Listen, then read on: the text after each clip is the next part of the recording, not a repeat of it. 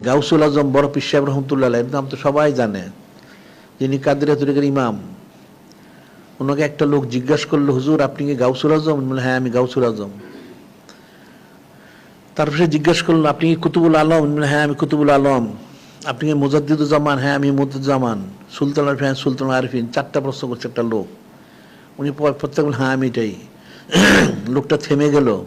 উনি বললেন, তুমি কেন থেমে গেলে? তুমি আর কিছু জানো না? কারণ আমার জানা নেই।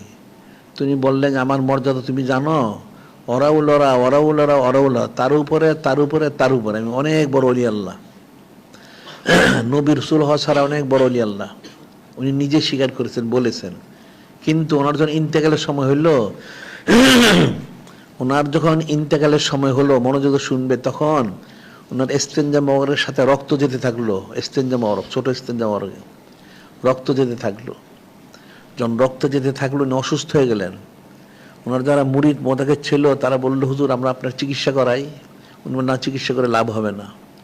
তারপরে মুরিদে বারবার আর্য করলো যে আপনি যতদিন জমিনে থাকবেন ততদিন রহমত বর্ষিত হবে।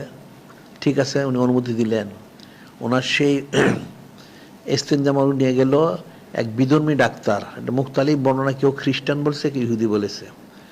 সে চিকিৎসক, তার কাছে নেওয়া হলো। সে চিকিৎসক সেটা দেখে বলল, এটা কি আনা হয়েছে? যেটা গাউসুল আজম বড় পীর সাহেব ওনার ইস্তেঞ্জা মোবারক। তো চিকিৎসক বলে, কেমন ধরনের ইস্তেঞ্জা? এটা রক্তের মতো লাল টকটকে, বা সুগ্রাণ বেরোচ্ছে, জিকিরও হচ্ছে আল্লাহ আল্লাহ।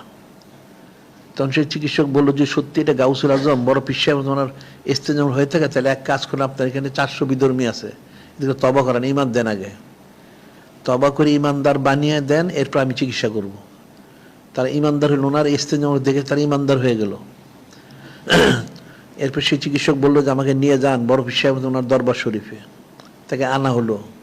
সে এসে বলল যে সে পরিচিত, সে চিকিৎসক, যে আমি আপনার চিকিৎসা করতে চাই, আমার চিকিৎসা করতে কিছু জানতে হবে, আমি আপনাকে কিছু জিজ্ঞাসা করবো। তুমি কি জিজ্ঞাসা করবে? যে আপনার এই যে হালটা হলো কিভাবে?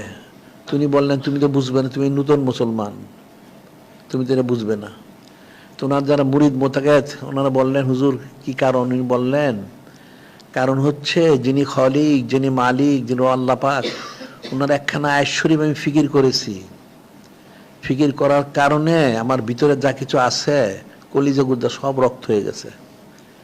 ওটা ইস্তেঞ্জামের সাথে বের হয়ে যাচ্ছে রক্তের আকারে। যে কোন আয়াত শরীফ? যে যিনি খলিক, যিনি মালিক আল্লাহ, তিনি ইরশাদ করেন, ইয়া আইয়ুহাল্লাযীনা আমানুত্তাকুল্লাহা হাক্কা তুকাতিহি ওয়া লা তামুতুন্না ইল্লা ওয়া আনতুম মুসলিমুন।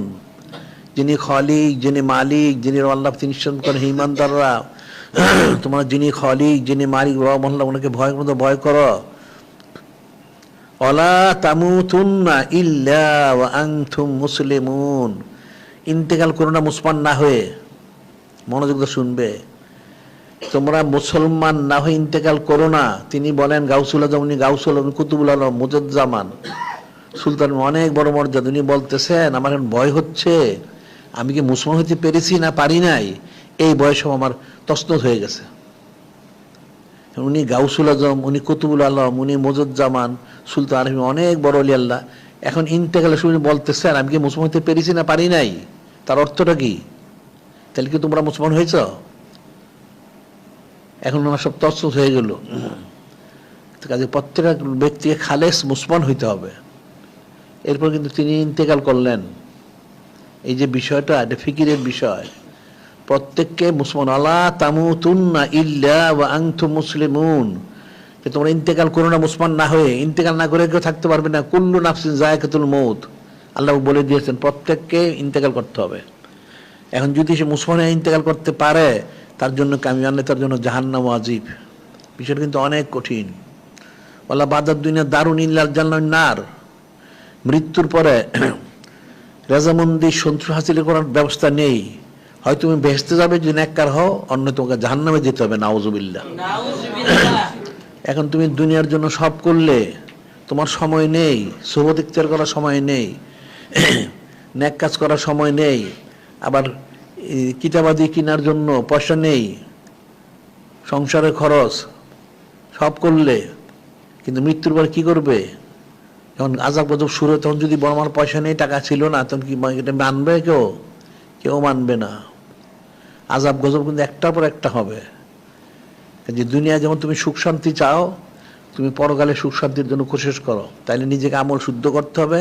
তোমার পরিবারে যারা আছে, তোমার পরিবার, তোমার ছেলে মেয়ে যারা, তাদেরকে আমল শুদ্ধ করাও। তুমি তাদেরকে মহব্বত করে থাকো, তুমি তাদেরকে মহব্বত করার কারণে তুমি সারাদিন পরিশ্রম করে টাকা পয়সা কামাই করো, তোমার পরিশ্রমটাকে তুমি পরিশ্রম মনে করো না।